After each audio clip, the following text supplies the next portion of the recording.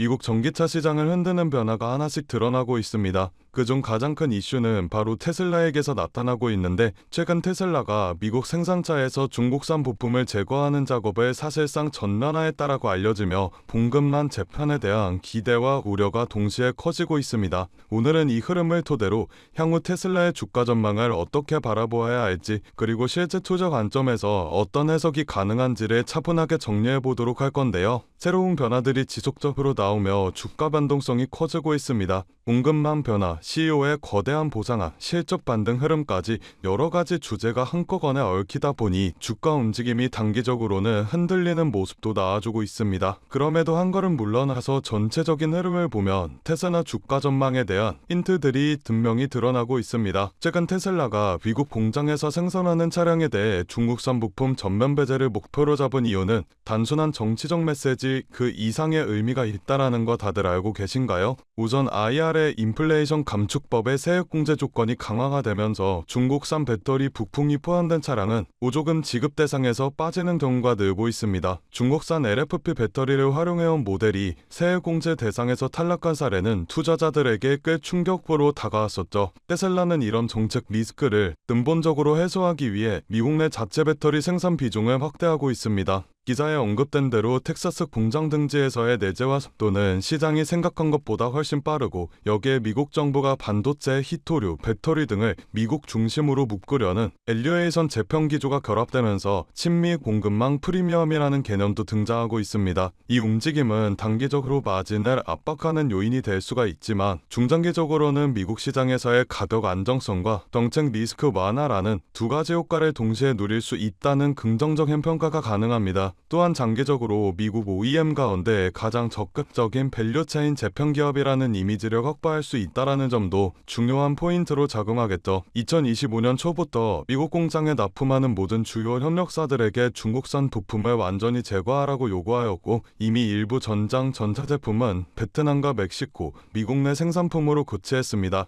또한 배터리는 미국 내 공장 생산과 북미, 유럽 업체 조달 비중을 늘리고 있으며 1에서 2년 내에 미국 생산 차량에서 중국산 부품을 100% 제거하는 것이 목표입니다. 특히 LFP 배터리나 전자부품, 가공 소재 등 중국 비중이 높던 품목이 핵심이죠. 단기 원가 상승을 감수하면서도 공급망 재편에 나선 점은 장기적인 기업 리스크 관리 측면에서 긍정적인 시그널로 해석할 수가 있습니다. 그로 인해 중장기 밸류에이션 방어에 큰 힘이 되겠죠. 하지만 단기적으로는 단가 상승과 공급망 전환 비용으로 마진이 압박받을 수 있습니다. 이 과정에서 생산 차질이나 리콜 리스크가 발생할 가능성도 있죠. 하지만 중국산 배터리 부품을 대체한 뒤에도 생산 효율을 유지하고 미국 세액 공제를 안정적으로 확보하며 북미 판매 마진과 점유율에 긍정적이고, 리스크 프리미엄 축소로 밸류에이션 재평가 여지가 존재합니다. 단기 비용 혼란은 불가피하지만 중장기에는 미국 시장 수익성과 밸류체인 신뢰도를 높일 수 있는 중요한 카드로 평가된다라는 거죠. 그렇기 때문에 저는 테슬라의 주가가 장기적으로 상승할 것이라고 보고 있습니다.